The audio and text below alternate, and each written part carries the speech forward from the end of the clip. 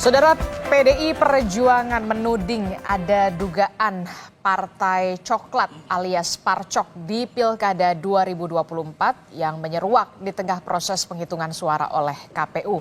Istilah Partai Coklat sendiri menurut PDI Perjuangan, lagi-lagi saya harus menyebut menurut PDI Perjuangan, adalah diduga pengerahan aparat kepolisian untuk kerja politik elektoral. Benarkah Partai Coklat memainkan peran demi kemenangan salah satu paslon di Pilkada menurut PDI Perjuangan? Kami akan bahas soal ini bersama dengan sejumlah narasumber yang sudah hadir melalui sambungan Zoom. Sudah ada Sekjen Pro Jokowi atau Projo Handoko yang nanti akan bergabung menyusul, tapi di studio kita sudah punya narasumber, ada pengamat kepolisian dari Institute for Security and Strategic Studies atau ISES, Mas Bambang Rukminto. Selamat pagi Mas Bambang Rukminto. Pagi. Kemudian juga ada Direktur Eksekutif Trias Politika Strategis, sudah ada Mas Agung Baskoro. Selamat pagi Mas Agung. Pagi Mbak Disti. Ya, dan kita terus masih menghubungi dari PDI Perjuangan, tapi sampai saat ini kita masih terus menghubungi PDI Perjuangan yang sampai saat ini belum bisa dihubungi begitu ya untuk membahas bagaimana tudingan dari PDI Perjuangan soal Partai Coklat atau Parcok ini. Tapi kita ada dengan Sekjen Pro Jokowi, Mas Handoko, melalui sambungan Zoom. Sudah ada Mas Handoko. Selamat pagi Mas Handoko.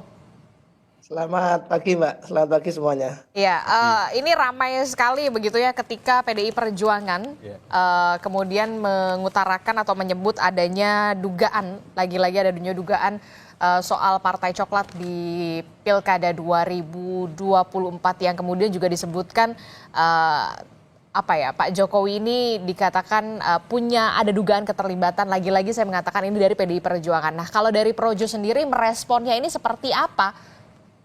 Ya, terima kasih, selamat pagi semuanya. Jadi ini kan muncul mungkin ya tuduhan mungkin lebih tepatnya ya, karena hasil dari pilkada di Jawa Tengah terutama itu yang kemudian kan tuduhan mengarah ke Pak Jokowi, kemudian dengan memobilisasi aparat segala macam yang kemudian muncullah istilah Partai Coklat itu. Jadi nampak sekali kalau bagi saya ini sebuah penyikapan atas kekalahan yang kemudian dengan mencari kambing hitam begitu. Ini mencari kambing hitam dan kemudian saya pikir juga kemarin sudah banyak respon bahwa ini sementara karena kalau kemudian belum ada pembuktian ya kita anggap ini hanya sekedar tuduhan yang silakan kalau kemudian ini dibawa ke ranah Bawaslu atau apa kan ada mekanismenya. Bahkan Pak Jokowi sendiri juga sudah menyampaikan responnya, ya silakan ada mekanismenya, ada Bawaslu atau bawa ke MK atau bagaimana lah. Kita kan sudah punya kerangka untuk itu. Jadi cuman yang mau saya garis bawahi adalah respon-respon seperti ini saya pikir tidak perlu tersampaikan dan sangat gegabah kemudian menuduh ini Partai Coklat ini dimobilisasi sehingga menggerakkan semua. Jadi menurut Anda Mas Handoko ini merupakan tuduhan yang tidak berdasar ya, kalaupun harus dibuktikan. Sangat tidak berdasar ya, dan karena susah sekali. Sementara kan juga tidak semua kepala daerah ini kan konfigurasinya beragam ya. Ya kan di sini mungkin sebuah partai A dengan partai B saling berhadapan, tapi di titik lain nanti kemudian mereka bersama-sama di satu kontestasi menang, di satu kontestasi yang lain kalah, terus kemudian mengeneralisir ini dengan tuduhan ada mobilisasi besar-besaran, apalagi oleh Pak Jokowi ya, yang sekarang bukan lagi menjabat sebagai presiden, tetapi beliau sekarang juga sudah sebagai rakyat biasa gitu Mbak. Jadi ini saya pikir hanya upaya mencari kambing hitam aja. Jadi kalau menurut Anda dari Projo sendiri ini merupakan upaya untuk mencari kambing hitam ketika ada kekalahan PDI Perjuangan di beberapa wilayah begitu Mas Handoko? Iya. Jadi seperti itu. Nah, cuman ya yang dari sisi saya ini menyayangkan ketika kita ini mestinya memberikan contoh kepada rakyat bagaimana menyikapi sebuah kemenangan ataupun kekalahan dalam sebuah kontestasi politik seperti pilkada ini. Kita mestinya memberi contoh yang bagus. Oke, kita masih terus menunggu ya sebenarnya kabar dari PDI Perjuangan karena kita memang sudah mengundang PDI Perjuangan beberapa nama begitu, namun sampai saat ini belum bisa terkonfirmasi untuk bisa hadir di baik itu di studio ataupun di sambungan Zoom karena kita tahu kemudian istilah Partai Coklat ini kemudian di pertama kali adalah disebutkan dari PDI Perjuangan. Kalau dari Mas Agung sendiri ini melihatnya bagaimana? Kalau dari Projo sendiri ini merupakan tadi dikatakan ya mencari kambing hitam lah semacam itu istilahnya begitu. Nah kalau dari sisi politiknya sendiri bagaimana Mas Agung melihat? Ya pilkada ini kan sebenarnya uji magnet figur ya. Jadi personal paslon yang dituntut untuk lebih baik rekam jejaknya, visi misinya, program kerjanya, bahkan ketika di masa kampanye dia harus punya banyak inovasi agar para pemilih tertarik untuk memilih kandidat yang bersangkutan. Nah ketika ada arahan ini ada kaitannya ya, ada parcok ya. Maka saya melihat secara institusional bahwa setiap paslon itu kan didukung oleh koalisi besar. Apakah memang atas nama PDIP, apakah atas nama Kim, Hampa Plus atau Kim Plus seperti itu. Jadi secara institusional ini yang harus dilihat dan kalau memang ada arahan pelanggaran-pelanggaran maka secara normatif memang tindak lanjutnya ada di Bawaslu ataupun MK seperti itu. Termasuk yang keterlibatkan atau intervensi kekuasaan ya, baik yang sifatnya langsung ataupun tidak. Apakah memang nanti ketika ditemukan pelanggaran-pelanggaran itu maka ya otomatis Bawaslu atau MK bertindak. Tapi ini lagi-lagi harus ada inisiatif dari paslon yang bertanding.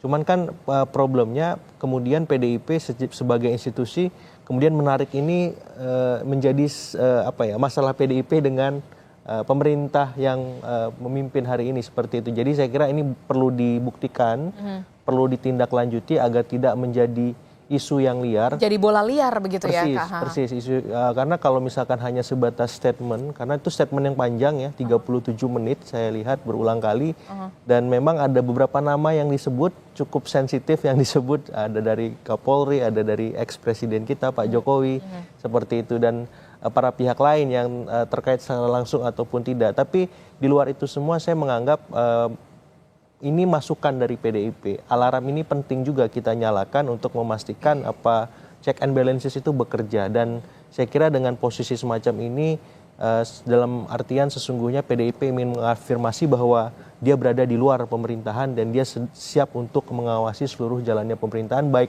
di nasional maupun di pilkada maupun di ranah-ranah yang lain. Jadi justru kalau Anda melihatnya ini sinyal mempertegas kemudian PDI Perjuangan positioningnya ada di luar pemerintahan. Persis.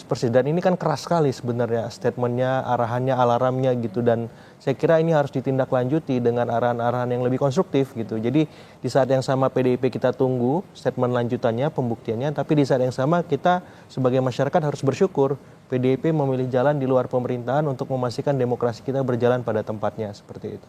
Oke, kalau dari Mas Bambang Rukminto sendiri melihatnya bagaimana dengan adanya statement dari PDI Perjuangan ini yang kemudian ada istilah parcok dalam tanda kutip yang lagi-lagi itu statementnya dari PDI Perjuangan. Ya, kita memang sangat sedih sekali ya ada istilah parcok ya. Ini tentu akan mendegradasi moral dari kawan-kawan di kepolisian yang memiliki semangat idealisme gitu, seperti itu. Bahwa ada indikasi terkait oknum-oknum dalam tanda kutip yang digerakkan untuk memenangkan paslon itu memang dirasakan di masyarakat gitu loh. Ada upaya secara dalam tanda kutip terstruktur ya, karena ada kalau kita melihat di beberapa daerah ada pemanggilan kepala desa oleh kepolisian untuk memenangkan calon yang seperti kemarin saya dengar seperti itu. Tetapi ini masih belum tersampaikan ke Gakumdu gitu loh. Ini yang menjadi sedikit penyesalan kita ya, kenapa tidak segera dilaporkan ke Gakumdu. Tetapi ini problemnya kan bukan hanya sekedar normatif prosedural, tapi lebih substansial.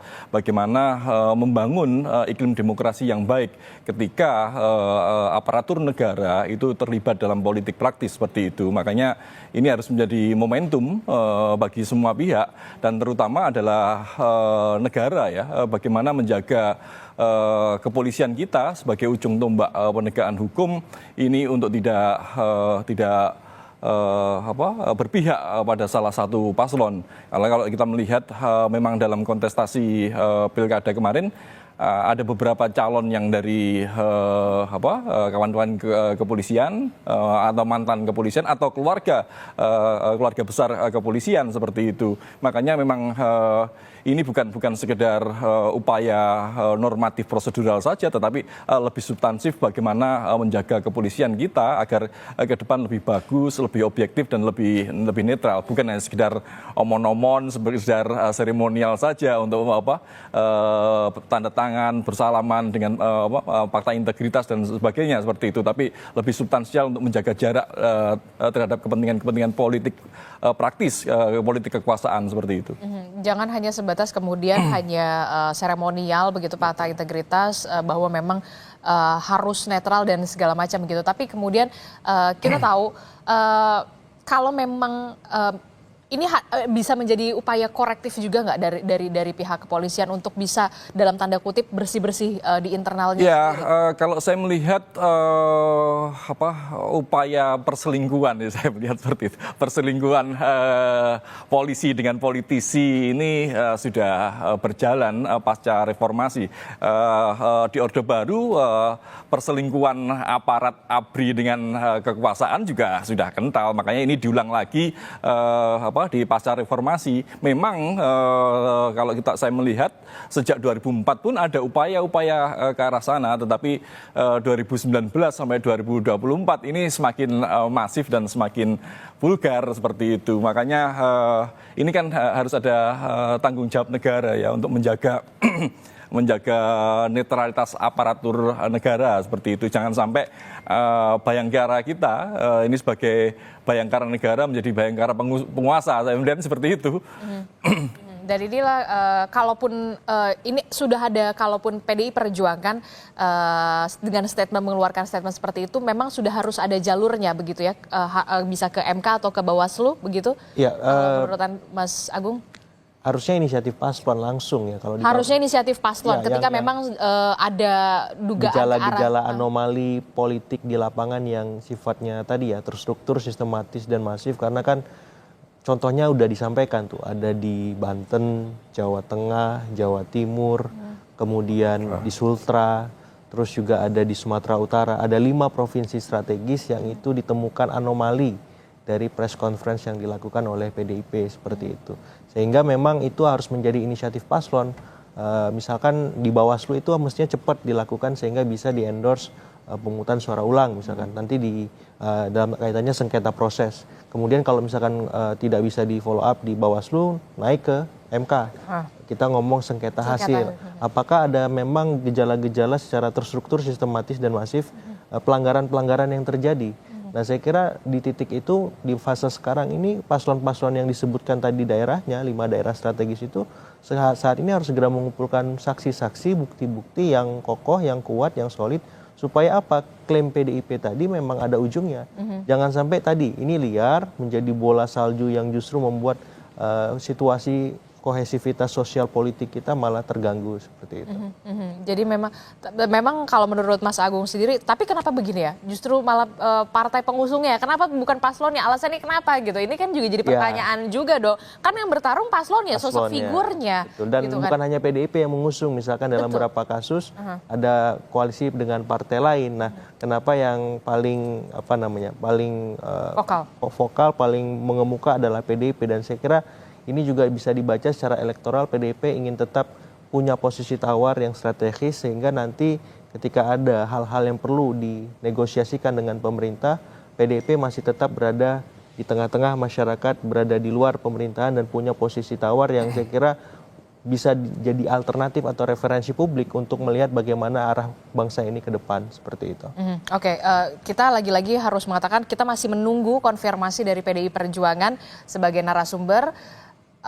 Tapi kemudian kalau Anda melihat sampai saat ini ada nggak sih kaitannya antara hubungan Bu Mega dan Pak Jokowi dengan apa yang terjadi hari ini gitu? Iya, ini babak lanjutan ya. Oke, jadi masih berlanjut menurut Anda? Iya, dan belum selesai, jauh dari kata selesai. Ketika kita bahas Pileg, kemudian Pilpres, sekarang Pilkada yang bobotnya sama dengan Pilpres, katakan semacam itu bila kita masukkan Jakarta di sana, Pilkada Jawa Tengah seperti itu. Karena ini adu gengsi di situ, adu mesin politik, adu mesin tokoh juga. Ada banyak yang diadu, ada banyak yang diuji, dan ketika pada akhirnya dalam tanda petik PDIP kecolongan di daerah-daerah strategis lagi, maka cara mengembalikan yang paling tepat, yang paling efektif adalah mengajak masyarakat agar terlibat dalam proses pengawasan demokrasi kita di pilkada ini. Seperti itu. Tadi Mas Handoko sudah senyum-senyum begitu ya kalau saya menyinggung soal antara hubungan Bu Mega dan juga Pak Jokowi yang katanya kalau kata menurut Mas Agung ini sebenarnya masih belum selesai. Ini adalah masih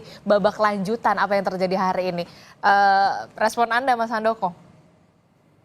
Ya, saya sih kalau soal itu tidak banyak berkomentar ya, tapi saya ingin balik, itu kan terjemahan ya, bacaan orang bagaimana, kan juga itu semuanya, oh ini analisisnya karena pertarungan Pak Jokowi dengan Bu Mega segala macam, silakan lah. Tetapi saya begini, saya mau balik lagi ke topik ya. Saya pikir semua itu setuju, kita semua setuju bahwa negara ini, demokrasi di negeri ini pengen dibangun dengan cara-cara yang baik, dengan situasi yang baik. Maka saya setuju tadi misalnya dengan bahasa bagaimana kita meningkatkan partisipasi publik, ya kan, bagaimana kemudian kontrol terhadap aparat atau siapapun yang punya peluang untuk melakukan kecurangan atau intervensi dalam pemilihan kepala daerah ataupun pemilu yang lain itu bisa terjadi. Jadi saya pikir ini memang perlu penjelasan lebih lanjut dari kawan-kawan yang melontarkan tuduhan soal Parcok ini. Ya, kita kan nggak bisa ngomong kemana-mana ini begitu, kalau kemudian ini memang ada bukti-bukti yang diajukan, ada sengketa yang kemudian digelar segala macam, baru kita bisa melakukan diskusi lebih lanjut. Karena ini betul-betul baru tuduhan yang ini ada Parcok yang digerakkan oleh Pak Jokowi sehingga kemudian di Jawa Tengah PDI Perjuangan kalah, kan begitu konstruksi pemikiran yang dilontarkan. Dan ini saya pikir silakan daripada kemudian ini jadi sekedar rumor yang saya pikir tadi nampak sekali seperti mencari kambing hitam dan menjadi bola liar yang nggak jelas ujung pangkalnya. Ya mendingan ini dilakukan proses-proses yang semestinya lah. Gitu, yang memang sudah ada jalurnya ya. Kalau misalkan mau ke MK bisa lewat sengketa pemilu begitu ya, atau sengketa pilkada begitu menurut Anda? Ada Bawaslu, kalau kemudian ya saya sudah jelaskan, kalau ada misalkan menemukan di lapangan ya silakan dilakukan upaya itu. Kalau kemudian nanti di hasilnya pun ternyata masih nggak cocok, ada lagi mekanisme di MK. Seperti itu, daripada kemudian saling tuduh. Ya kita nanti, yang saya khawatirkan adalah justru rakyat ini kehilangan kepercayaan kepada pemimpin-pemimpin, kepada kita-kita yang kemudian melakukan yang menjadi motor dari urusan politik nasional ini. Begitu kira-kira Mbak. Tapi kalau dikatakan kemudian kemenangan ini karena juga efek Jokowi yang kemudian begitu terasa di Jawa Tengah, Anda mengamini kan? Saya setuju. Itu tadi makanya kan kemudian ini kan begini, kontestasi pilkada ini satu, pertama figurnya yang diusung, kemudian siapa yang endorse itu juga penting. Maka kemudian kita akan melihat fenomena di mana-mana orang, misalnya ada influencer lah, ada apa yang tokoh tertentu yang melakukan dukungan, itu memang mempengaruhi publik. Dan saya sudah dalam diskusi-diskusi kemarin juga saya sampaikan bahwa memang faktor Pak Jokowi masih sangat berpengaruh, bagaimana publik masih benar-benar mendengarkan atau melihat arah mana yang ditunjuk oleh Pak Jokowi. Dan ini bagi kami juga tidak mengherankan karena Pak Jokowi ini mempunyai approval rating yang sangat tinggi, sehingga kita bisa melihat bagaimana beliau menjadi presiden yang sangat dicintai rakyatnya. Sehingga kalau kemudian hari ini beliau mempunyai pengaruh cukup besar, dan kita juga mahfum kalau di Jawa Tengah itu Pak Jokowi sangat berpengaruh karena memang basisnya kan di sana, asalnya dari sana, basic culture-nya bener-bener nyambung, kira-kira begitu. Itu betul, Mbak. Ya. Oke, kalau yang tadi soal efek Jokowi ini memang kemudian diamini oleh Projo sendiri punya efek yang kemudian signifikan sekali begitu, berbeda konteks dengan Partai Coklat yang Parcok yang disebutkan oleh PDI Perjuangan. Iya, figur itu memang ketika di-endorse akan berdampak secara elektoral, tapi ketika mampu diimbangi oleh lawannya juga menjadi relatif. Karena kerja pemenangan politik dalam konteks pilkada itu kan kerja kolosal, Mbak. Kerja besar, kerja kontribusi semua elemen. Jadi endorse itu hanya salah satu variabel dari banyak variabel untuk memenangkan kandidat. Dalam artian misalkan di udara itu kerja-kerja teman-teman media membuat konten supaya viral. Kerja-kerja di darat, belusukannya kandidat yang intensif. Kerja-kerja relawan melakukan door-to-door campaign ke rumah-rumah. Kemudian ada canvassing ke seluruh tempat, menyebar APK seperti itu. Jadi ini kerja kolosal, belum lagi lini kampanye yang lain yang terlibat. Jadi ketika ada Jokowi efek bekerja misalkan di Jakarta atau di Jawa Tengah, sebenarnya bisa diimbangi oleh misalkan Megawati efek atau Ganjar efek. Dan efek-efek yang dimiliki oleh PDIP, karena kan PDIP dan tokoh-tokoh mereka dibesarkan di sana. Artinya ini bisa diimbangi sebenarnya. Sehingga ketika ada istilah parcok tadi, ini perlu diuji klaimnya, validitasnya, supaya apa? Supaya memang benar-benar terang benderang semua hal dan PDIP di sini dituntut. Kalau enggak ini bisa menjadi bumerang politik bagi PDIP sendiri. Ya karena akan dilihat apakah calon-calon PDIP yang menang, cara menangnya gimana. Misalkan, bagaimana kemudian pembuktian ketika PDIP di periode sebelumnya ikut pilkada, ikut pileg, ikut pilpres, apakah memang ada kekuatan-kekuatan lain yang terlibat seperti. Jadi maksud saya supaya ini tidak menjadi bola liar yang akhirnya kembali ke PDIP. PDIP jadi backfire sendiri. Betul, harus menjelaskan karena PDIP kan sebelumnya berkuasa 2 periode. Nah sekarang ada pemerintahan baru yang baru berkuasa. Ini kemudian dalam tanda petik dikritik, diserang habis-habisan. Nah, ketika ini dibalik ke PDIP, apakah PDIP siap menerima serangan itu? Apakah PDIP siap juga melampirkan bukti-bukti supaya apa? Supaya ini menjadi debat atau diskurs yang sehat, memberikan bukti, memberikan data-data, ya supaya apa? Supaya masyarakat tercerdaskan. Sebenarnya ini duduk persoalannya seperti apa? Dan supaya benar-benar clear dan juga jelas begitu ya, masyarakat juga dan melihat pihak kepolisian jadi tahu untuk mengkoreksi diri mereka, melakukan evaluasi di internal. Kita salah di mana, kita perbaiki, dan ini diskusi yang sehat menurut saya, dan dalam iklim demokrasi ini perlu dan penting untuk terus kita lakukan. Seperti itu. Perlu ada apa ya dikatakan jangan sampai menjadi bumerang politik tersendiri begitu ya untuk PDI Perjuangan. Disayangkan kalau misalkan tidak ada ujungnya ini kemana begitu ya. Begitu ya kalau menurut Mas Agung ya. Kalau dari Mas Bambang Rukminto sendiri bagaimana soal jaminan netralitas Polri ini di pilkada ya? Ya, ini kalau menurut saya apa yang dilakukan PDIP ini memang seperti yang disampaikan Mas Agung di awal tadi, ini bukan persoalan PDIP dengan rejim baru ya, tapi persoalan PDIP dengan Pak Jokowi yang belum selesai gitu loh. Karena selama 10 tahun terakhir Pak Jokowi dengan PDIP ya bergandengan tangan itulah. Artinya kalau tadi ada backfire terkait dengan upaya pemenangan di pilkada dan yang lain-lainnya, itu juga PDIP tentunya juga belajar dari yang sebelumnya. Dan tadi Mas Handoko juga menyampaikan, mengkonfirmasi lah bahwa ada hubungan Pak Jokowi terkait dengan figur Pak Jokowi, dan kita juga masyarakat juga sangat paham bahwa ada hubungan yang intensif antara Pak Jokowi dengan Kapolri seperti itu. Makanya kalau kemudian apalagi di Jawa Tengah calonnya adalah sosok seorang mantan Kapolda, seorang yang kemudian juga di pemerintahan Pak Jokowi juga dijadikan salah satu dirjen di Kementerian Perdagangan seperti itu. Artinya memang ada hubungan-hubungan yang lebih personal antara Pak Jokowi dengan para calon dan Kapolri seperti itu. Makanya tuduhan tadi sebenarnya juga sangat berdasar gitu loh. Meskipun ya lagi-lagi kalau secara normatif harus dibuktikan gitu loh. Tapi kalau saya melihat ini bukan soal menyelesaikan secara normatif prosedural, tapi lebih substansial tadi, bagaimana menjaga kepolisian ke depan agar tidak tergoda dengan permainan politik praktis terkait dengan pemilihan kepala daerah maupun pemilihan pilpres maupun pemilu di masa mendatang. Karena kalau tidak ditata mulai sekarang, kekuasaan itu akan selalu menggunakan berbagai cara dan memanfaatkan semua resource termasuk aparatur negara seperti itu. Dan inilah yang dirasakan PDIP dan bisa jadi PDIP juga belajar dari pemilu-pemilu sebelumnya seperti itu. Tapi yang kemudian menjadi pertanyaan saya selanjutnya, perlukah kemudian adanya regulasi baru yang mengatur memang lebih detail, lebih jelas, lebih tegas lagi soal bagaimana netralitas aparatur negara di pilkada ataupun di pilpres? Jangan dijawab dulu, Mas Bambang. Kita akan jeda dulu. Usai jeda kami kembali. Tetap di Sapa Indonesia Pagi. Kami akan kembali.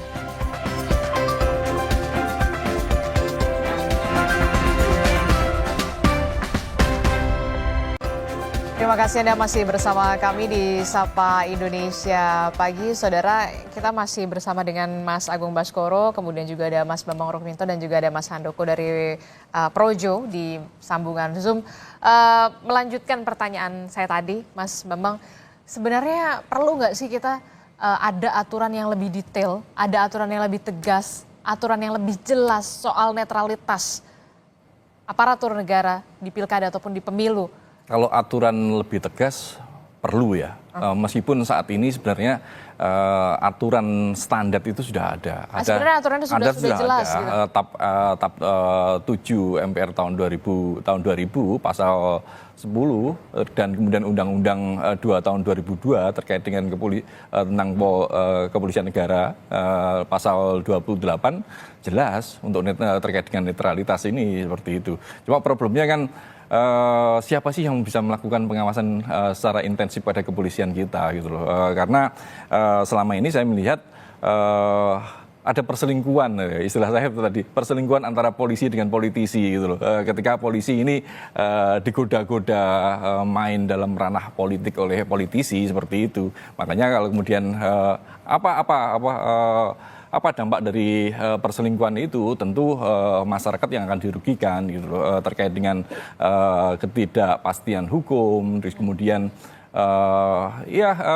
kepolisian akan membela kepentingan politik lah. Ini tentu tidak sehat dalam iklim demokrasi kita gitu loh. Makanya kalau ke depan memang harus ada aturan yang lebih tegas, itu sangat diperlukan. Dan yang lebih penting lagi bagaimana memastikan bahwa aturan itu dilaksanakan. Karena kalau aturan yang standar saja dilaksanakan, apakah dengan kalau kemudian muncul aturan baru dilaksanakan? Siapa yang menjadi pengawas dari netralitas untuk memastikan netralitas kepolisian ini? Sampai sekarang tidak ada seperti itu. Jadi menurut Anda perlu ada pengawasan yang lebih di atas begitu atau benar? Mendagri atau semacamnya? Ya, kalau menurut TAP MPR terkait dengan lembaga pengawas misalnya, kan ada di dalam TAP MPR ada terkait pembentukan lembaga kepolisian nasional yang kemudian diterjemahkan menjadi Kompolnas saat ini. Kompolnas saat ini masih etalase saja, hanya alat legitimasi dari pelaksanaan tugas-tugas kepolisian, tapi belum memiliki kewenangan yang penuh untuk melakukan kontrol dan pengawasan kepada kepolisian gitu. Karena turunan dari TAP MPR tadi adalah Undang-Undang 2 tahun 2002. Kompolnas hanya menjadi salah satu bagian saja. Akhirnya apa? Ya, Kompolnas menjadi subordinasi dari kepolisian. Bagaimana lembaga subordinasi kepolisian melakukan pengawasan kepada kepolisian seperti itu. Jadi memang revisi undang-undang kepolisian itu sangat penting. Dan yang lebih penting dalam revisi itu nanti adalah bagaimana membangun kontrol dan pengawasan yang lebih kuat terkait terhadap kepolisian. Kalau tidak, ya perselingkuhan polisi dengan politisi itu akan terus terjadi dan ini membahayakan negara kita. Jadi menurut Anda perlu tetap ada revisi soal aturan ini yang kemudian yang lebih mengatur lebih tegas dan juga lebih komprehensif soal ini. Harus ada pertanggungjawaban lah, upaya untuk pertanggungjawaban terkait dengan pelaksanaan pengamanan pemilu. Kalau saya melihat sekarang ini kalau kita melihat kondisi sekarang bagaimana pemilu ini, ya semuanya aman-aman saja. Tetapi kan secara substansi ada problematika yang harus kita bedah di situ. Ada ketidaknetralan aparat di situ. Kalau sekedar aman, masyarakat di sini sangat toleran kok gitu. Makanya ketika nyaris tidak ada kerusuhan seperti itu. Oke, lagi-lagi saya harus mengatakan kami masih terus menghubungi dari PDI Perjuangan, tapi sampai saat ini juga masih belum ada konfirmasi dan juga dari PDI Perjuangan. Saya ke Mas Agung. Mas Agung, kalau dari segi politik dampaknya ini akan seperti apa nih 5 tahun ke depan, khususnya untuk kepala daerah ya? Ya. Kalau dengan adanya kayak gini-gini. Saya menyambung tadi, sebenarnya PDIP ini kan punya banyak anggota DPR RI di beragam komisi ya. Ini bisa saja nanti ditindaklanjuti dengan memanggil ya para pihak terkait yang disebutkan dalam statement mereka di press conference kemarin. Apakah itu pihak kepolisian, Kementerian Dalam Negeri, ataupun pihak-pihak terkait yang memang ditengarai disebut dalam press conference PDIP tadi ada cawe-cawe parcok seperti itu. Karena ini harus terang, harus jelas supaya masyarakat juga bisa bersikap, bisa terlibat di poin-poin apa, di sisi-sisi yang mana. Karena kalau ini dibiarkan nih akan menjadi bahaya laten ke depan yang membuat ya demokrasi kita akan sangat sulit berkembang dan menjadi berkualitas seperti itu. Nah, kalau ditanya dampaknya ke depan seperti apa, nah saya kira sistem demokrasi kita yang terancam. Kalau terjadi mobilisasi aparat, apakah itu ASN, TNI, Polri maupun sejenisnya ya. Karena demokrasi yang terjadi ya prosedur saja, kita melaksanakan pemilu setiap 5 tahun sekali, tapi bobotnya, kualitasnya tidak berkembang dan malah terus menurun. Nah kalau sudah begini ya wajar kalau masyarakatnya apatis ya. Wajar kalau ada statement istilah political fatigue ya, jadi orang yang lelah berpemilu, berdemokrasi, karena terus mencoblos tapi nggak ada dampaknya kepada dirinya. Jangan sampai kemudian partisipasi pemilih itu turun, dan itu sudah terjadi. Sudah terjadi beberapa wilayah, salah satunya adalah di Jakarta. Kan reflektif, harus semuanya berefleksi untuk memastikan bahwa kualitas demokrasi kita naik, partisipasi juga, calon-calon berkualitas, proses demokrasinya berpemilu juga semakin oke gitu. Nah ini tugas semua pemerintah dan DPR khususnya.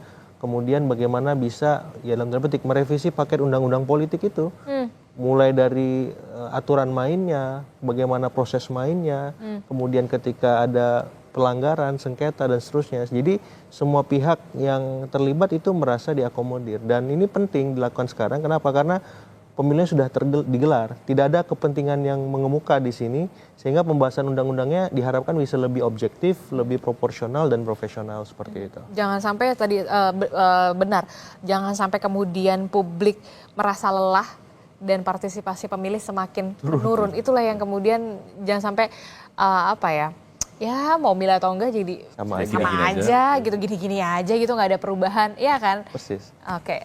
Nah, saya ke Mas Handoko. Mas Handoko, kalau langkah politik dari Pak Jokowi sejauh ini akan seperti apa arahnya nih? Karena kan kita tahu tokoh-tokoh yang dalam tanda kutip di-endorse oleh Pak Jokowi ini untuk wilayah-wilayah ini menang nih, Mas Handoko.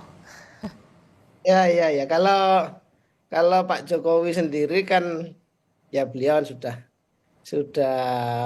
selesai ya, sekarang sudah tidak bertugas lagi, artinya secara formal tentu bagi Pak Jokowi sudah tidak ada lagi yang akan diraih berikutnya kan begitu kan. Makanya kalau kemudian kita ngomong Pak Jokowi ke depan, kita belum bisa bicara lah hari ini saya pikir. Cuman memang kemarin kalau dalam kontestasi pilkada kita melihat bagaimana Pak Jokowi juga mendukung calon-calon kepala daerah, dan saya pikir itu hal yang wajar saja karena posisi beliau sudah bukan lagi sebagai presiden dan juga beliau mempunyai pengaruh yang cukup signifikan ke berbagai kalangan di Republik ini, di masyarakat juga sangat diterima sehingga memang mempengaruhi preferensi pilihan politik dari masyarakat. Tapi kalau bagaimana Pak Jokowi ke depan, ya sementara kita bilang Pak Jokowi ya pensiun pulang ke Solo gitu kan. Berikutnya ya kita belum tahu lah. Nanti kalau sudah ada sinyal-sinyal barulah kita spill nanti Mbak gitu. Kira-kira seperti itu, kita belum bicara, masih terlalu pagi untuk Masih bicara. terlalu pagi ya, apalagi kalau untuk membahas 2029 kalau misalkan nanti Projo jadi partai atau gimana gitu kan kita nggak pernah tahu gimana Mas Handoko, sudah ada ke arah sana. Ya kami ini gini Mbak, kalau soal Projo ini kan dari awal lahirnya ya kan sampai sekarang itu faktor utamanya adalah Pak Jokowi, ya kan. Tentu kami akan bicara dulu bagaimana transformasi Projo ke depan, karena bagaimanapun Projo yang hari ini tentu adalah hasil dari transformasi dari proses yang dulu di 2013 kita ngumpul bentuk kelompok relawan, terus kemudian jadi ormas, kita mengembangkan struktur sampai ke seluruh daerah. Nah, setelah sekarang Pak Jokowi tidak lagi jadi presiden dan kemudian konfigurasi politik hari ini seperti ini, bagaimana transformasi Projo berikutnya? Tentu ini lagi kita pikirkan juga, dan yang terutama adalah kami pasti juga akan sangat mendengarkan apa nanti yang akan menjadi arahan Pak Jokowi bagi kami. Tapi ini kami belum sampai ke situ karena ya pilkada belum selesai, ya kan. Di DKI masih ada PR, ya kan. Nanti kalau masih ada putaran kedua kita masih ada urusan lagi soal pilkada, ya kan, DKI Jakarta. Nanti baru setelah itu Mbak kita akan melakukan diskusi-diskusi soal itu. Tapi kalau Mas Agung ngelihatnya gimana? Ada kemungkinan peluang bertransformasi pro Jokowi ini ke arah yang lebih real begitu untuk 2029, karena kita tahu kemarin saja pas pilkada endorsan dalam tanda kutip dari Pak Jokowi ini dalam tanda kutip bisa dikatakan sukses juga. Ya kalau saya telusuri ini kan Mas Gibran anaknya Pak Jokowi yang pertama jadi wakil presiden. Anaknya yang kedua Mas Kaisang jadi ketua umum PSI. Menantunya jadi gubernur Sumatera Utara. Kalau memang tidak ada sengketa hasil ataupun sengketa proses yang signifikan. Jadi dari keluarganya aja, Pak Jokowi adalah presiden. Ini bobot politiknya besar sekali. Ya, jadi kalau misalkan, Mas Handoko udah senyum-senyum itu. Jadi kalau misalkan 2029 Projo bertransformasi menjadi partai. Itu mungkin saja. Dan punya bobot peluang ataupun insentif elektoral yang besar itu sangat mungkin menurut saya, apalagi dekat dengan presiden hari ini Pak Prabowo ya, dan ini berkelindan satu sama lain, itu sangat eksponensial politiknya ya Mas Handoko ya. Mas Handoko yang bisa cerita nanti. Jadi kalau menurut saya peluangnya sangat besar, sangat mungkin, karena semua yang diinjeksi Pak Jokowi ya di nasional, di level lokal, di tempat-tempat yang lain ya yang memang di-endorse beliau. Kemarin kalau saya nggak salah ada hampir 80-an kepala daerah yang sowan ke Solo yang foto-foto bareng Pak Jokowi itu 80. Itu seperberapa dari 545 pilkada, itu kan luar biasa seperti itu. Jadi saya kira potensinya ada dan besar, dan kita lihat nanti bagaimana arah gerak Mas Handoko, maksudnya Pak Jokowi seperti itu. Nanti ya kita akan lihat ya transformasinya akan seperti apa. Tapi paling nggak kalau kata Mas Handoko kita kelarin dulu lah pilkadanya ya. Habis itu kita baru pikirkan nanti belakangan. Jakarta ini. Gimana Mas Handoko? Masih ada urusan pilkada Jakarta.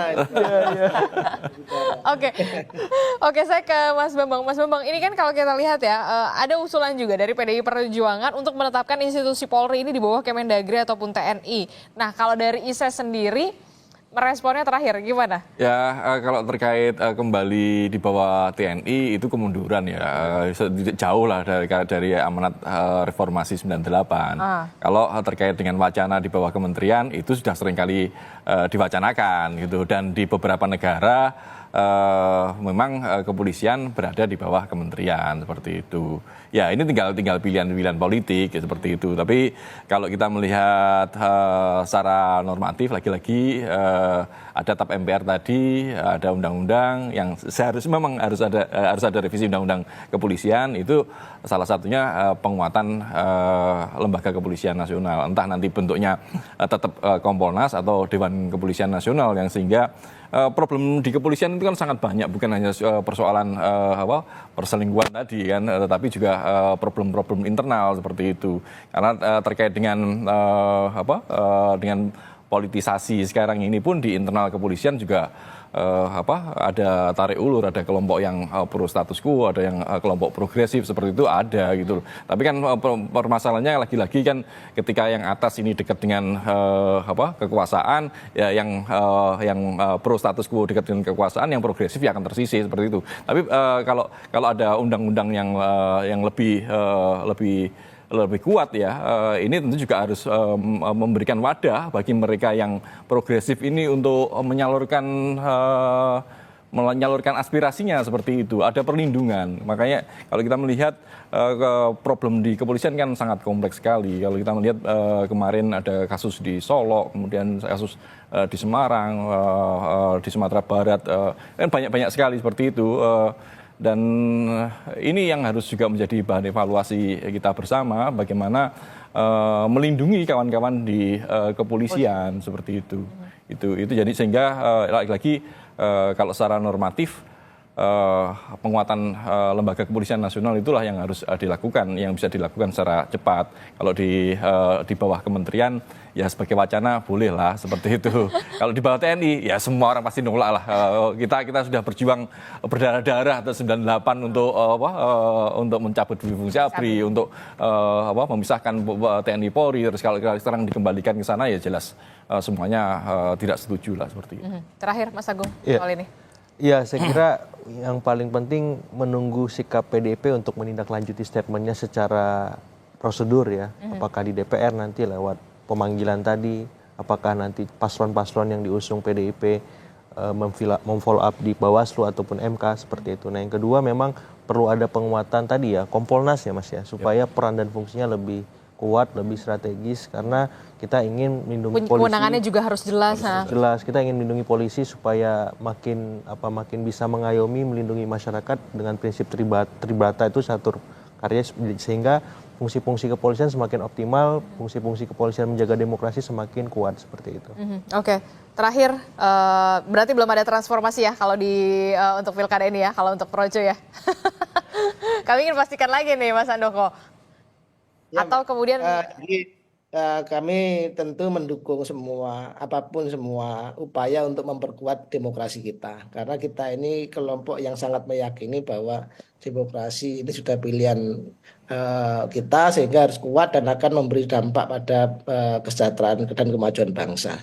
Tetapi saya juga ingin sampaikan bahwa marilah kita ini melakukan penyikapan yang baik terhadap semua proses pilkada ataupun pemilu yang terjadi, dan tidak kemudian sekedar asal kemudian kita melontarkan tuduhan yang kemudian jadi bola liar, dan ini justru saya pikir berkontribusi negatif bagi pembangunan demokrasi itu sendiri. Itu Mbak. Oke, padahal kita tetap menunggu dari tadi, begitu ya, dari segmen awal kita dialog sampai akhir hari ini, kemudian PDI Perjuangan kita sudah undang beberapa nama, tapi kemudian sampai saat ini belum ada yang bisa hadir di dialog kita pagi ini. Tapi tidak apa-apa, terima kasih Mas Handoko, Mas Agung, Mas Bambang Rukminto, terima kasih telah bergabung bersama kami di Sapa Indonesia Pagi.